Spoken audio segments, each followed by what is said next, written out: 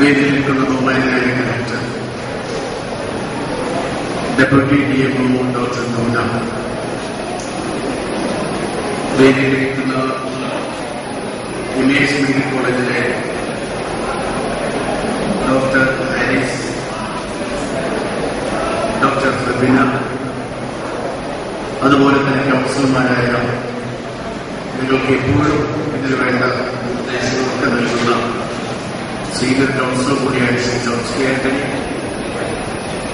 Shri Basheer, Shrimati Ranjini, palliative ക്ലിനിക്കും അതുപോലെ തന്നെ പരിരക്ഷാ പ്രവർത്തനവും നിരവധി പ്രവർത്തനങ്ങൾ യോജിപ്പിച്ചുകൊണ്ട് മുന്നോട്ട് പോകുമ്പോൾ സർക്കാർ സംവിധാനത്തിൽ ഉണ്ടാകുന്ന പരിമിതമായ അതല്ലെങ്കിൽ ചില കെട്ടിടപാടുകളെ ഒന്ന് പൊളിച്ചെടുത്ത് നടത്തിക്കൊണ്ട് എവിടെയൊക്കെ സർക്കാർ സംവിധാനത്തിന് സഹായിക്കാൻ കഴിയും അത് സർക്കാർ സംവിധാനം സഹായിക്കുകയും അല്ലാതെ പൂർണ്ണമായും NGOയും അതുപോലെ പലിയേറ്റീവ് മാത്രമല്ല CH സെന്റർ മാത്രമല്ല ആരൊക്കെ സഹായിക്കാൻ രംഗത്ത് വരുന്നു, സ്പോൺസേഴ്സ് രംഗത്ത് വരുന്നു, അവരൊക്കെ നമ്മൾ കണ്ടെത്തി ഒരുമിച്ച് ഒരു മുടക്കീടിലാക്കി ആരോഗ്യ പ്രവർത്തനത്തെ മുന്നോട്ട് കൊണ്ടുപോകാനാണ് ചിലപ്പോൾ നഗരസഭ ഉദ്ദേശിക്കുന്നത്. അതിന്റെ ഒരു ഭാഗം കൂടിയാണ് ഈ മെഡിക്കൽ ക്യാമ്പ്. ഈ മെഡിക്കൽ ക്യാമ്പിനെ നമ്മൾ വ്യാപകമായ പബ്ലിസിറ്റി നടത്തിയില്ല. മെഡിക്കൽ ക്യാമ്പ് എന്ന് പറയുമ്പോഴേക്കും വ്യാപകമായ ആളുകൾ വരുന്നതുകൊണ്ട് ഒന്നും നമ്മൾ ഒരു പബ്ലിസിറ്റി നമ്മൾ നടത്തിയില്ല. ഇപ്പോൾ നഗരസഭയിൽ താമസിക്കുന്ന കിടപ്പിലായ രോഗികൾ ആരാണ് എന്ന് കൃത്യമായി ആശാ വർക്കർമാർക്കും അംഗനവാടി ടീച്ചർമാർക്കും അറിയാം. പക്ഷെ അവരെ അറിഞ്ഞതുകൊണ്ട് മാത്രമല്ല, അവർക്ക് കേവലം സാന്ത്വന പ്രക്രിയ കൊണ്ട് മാത്രം കാര്യമായില്ല. പലപ്പോഴും കിടപ്പിലായ രോഗികളെ സംബന്ധിച്ചിടത്തോളം ഒരു വീടിന്റെ നെടുന്തൂണാണ് കിടപ്പിലായത്. ഒരു ഭാഗം തളർന്ന് കിടക്കുന്നു, അല്ലെങ്കിൽ നട്ടല് തകർന്ന് കിടക്കുന്നു. പലപ്പോഴും ആദ്യമൊക്കെ കുറച്ചു കാലമൊക്കെ ഫിസിയോതെറാപ്പിയൊക്കെ നടത്താൻ കഴിയും. അത് കഴിഞ്ഞപ്പോൾ ഇത് വലിയ സാമ്പത്തിക ബുദ്ധിമുട്ട് അനുഭവിക്കുന്നത് കൊണ്ട് പലപ്പോഴും ഒരു സൗകര്യം നടത്തി കൊണ്ടുപോകാൻ സൗകര്യമില്ല, കൊണ്ടുപോകാൻ ആളില്ല, അതിനുള്ള കാശില്ല.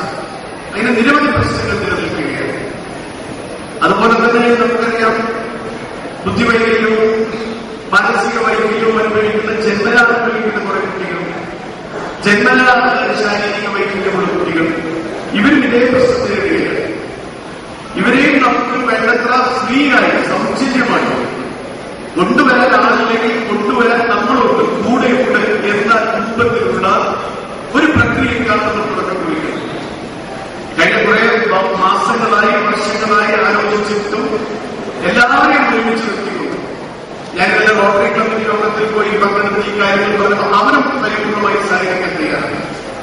നിലവിലുള്ള എല്ലാ ഇൻസ്റ്റിറ്റ്യൂഷനെയും ഒരു കുടക്കീഴിൽ കൊണ്ടുവന്ന് ഈ വരുന്ന ആളുകളെ പൂർണ്ണമായും ഏറ്റെടുക്കുക എന്നത് കേവലം മെഡിക്കൽ ക്യാമ്പ് വിടുകയല്ല, സൗജന്യമായി ഇത് എത്തിക്കുക, അതിന് ആ ട്രീറ്റ്മെന്റ് കൊടുക്കുക, അതിനുള്ള സന്നാഹം കൊടുക്കുക എന്നുകൂടി ഉദ്ദേശിച്ചുകൊണ്ടാണ് ഈ മെഡിക്കൽ ക്യാമ്പ് സംഘടിപ്പിച്ചത്.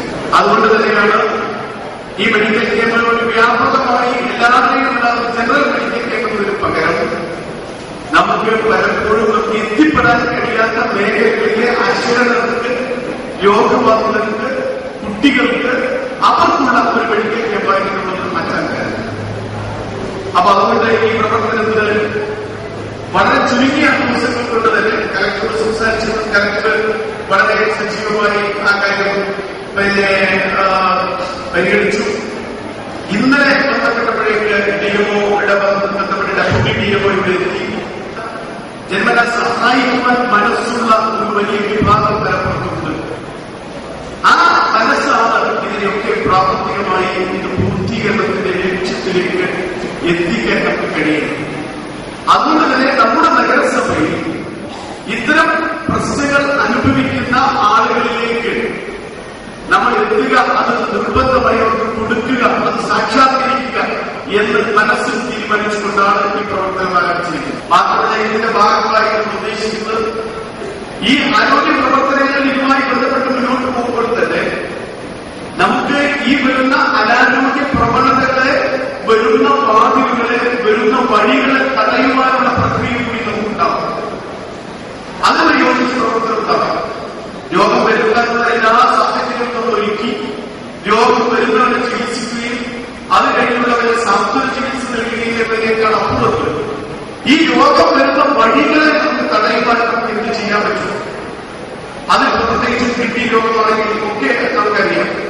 അപ്പൊ അതിനുള്ള ഒരു യോജിച്ച പ്രവർത്തനം, ഒരു 7 ഇന്റർവെൻഷൻ, ഒരു 7 ഡിറ്റക്ഷൻ അടക്കമുള്ള കാര്യങ്ങളിലേക്ക് നമുക്ക് പോകേണ്ടതുണ്ട്. അപ്പൊ അത്തരം പ്രവർത്തനങ്ങൾ കൂടി നമുക്ക് ഞാൻ എപ്പോഴും പറയാറുള്ളത്, ഞാൻ തിരുവനന്തപുരത്തൊക്കെ പഠിക്കുന്ന സമയത്ത് പണ്ട് തിരുവനന്തപുരത്തേക്ക് പോകുമ്പോൾ നമ്മുടെ ട്രെയിനിൽ 1 or 2 രോഗികളെയാണ് മെഡിക്കൽ ക്യാൻസർ സെന്ററിലേക്ക് പോകുന്നവർ നമുക്ക് കാണാൻ സാധിച്ചത്. പക്ഷേ ഇന്ന് നമ്മുടെ രാജധാനി എക്സ്പ്രസ് എന്ന് പറയുന്ന നമ്മുടെ പുന്നാര വണ്ടിയിലേക്ക് കയറിയാൽ തൊട്ട് വലതുഭാഗത്തും ഇടതുഭാഗത്തും നേരെ ഇരിക്കുന്നതും ഒക്കെ ആർസിസിലേക്ക് പോകുന്നവരാണ്. ഇങ്ങനെയാണെങ്കിൽ 10 വർഷത്തേക്ക് നിലമ്പൂർക്കാരുടെ ആവശ്യം ക്യാൻസർ രോഗികൾക്ക് വേണ്ടി മാത്രം ഒരു വണ്ടി വേണം എന്നുള്ളതായിരുന്നു. അവ ഇതിലേക്ക് വരുന്ന വഴികളെ തടയുവാൻ നമുക്കൊരു പരിധിവരെ സാധിക്കും. ഒരു 7 ഇന്റർവെൻഷൻ നമുക്ക് സാധിക്കും.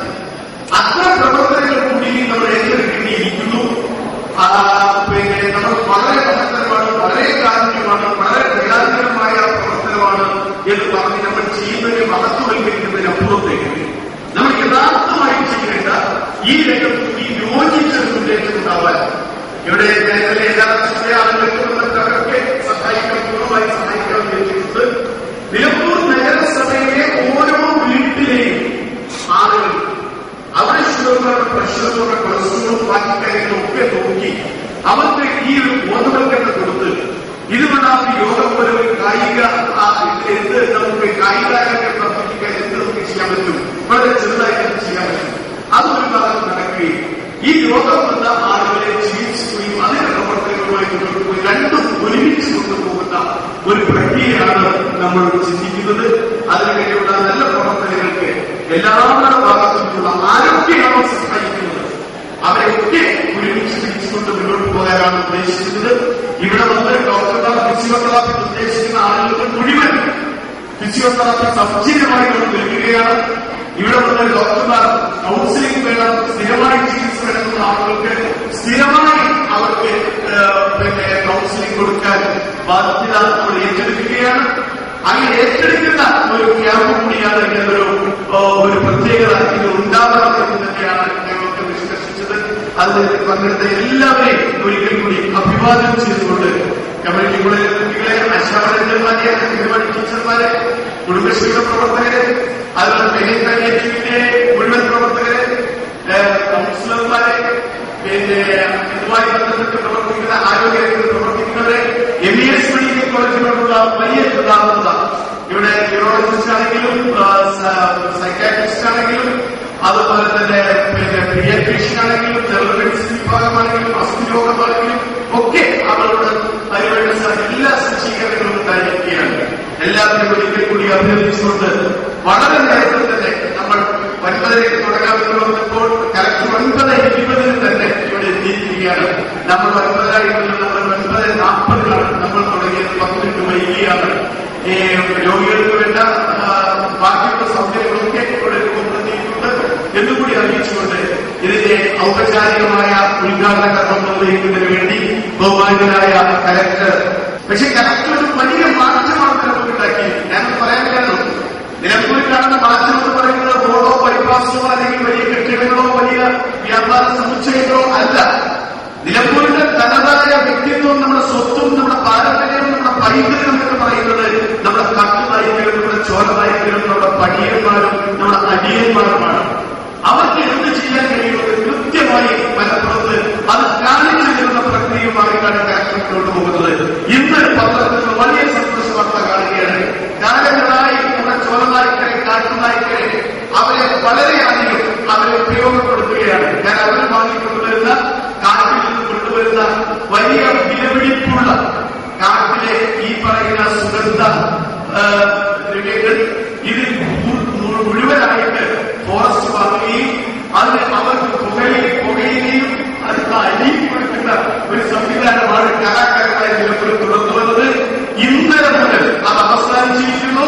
ആ കാട്ടുനായ്ക്കൾക്കും ചോരനായ്ക്കൾക്കും അവർ കൊണ്ടുവരുന്നതിന് അരി മാത്രമല്ല അവരുടെ കാശും കയ്യിൽ കൊടുക്കുന്ന സംവിധാനം കൂടി അങ്ങനെ നിരവധി കാര്യങ്ങൾ ഉണ്ടാക്കിയെടുത്ത നമ്മുടെ കലക്ടർ തന്നെയാണ് ഉദ്ഘാടനം ചെയ്യുന്നത് എന്ന് അഭിമാനപൂർവ്വം പറയുന്നതിലും ഔപചാരികമായ ഉദ്ഘാടന കർമ്മം നിർവഹിക്കുന്നതിന് വേണ്ടി ഞാൻ ക്ഷണിച്ചുകൊണ്ട് എന്റെ വാക്കുകൾ നിർത്തുന്നു.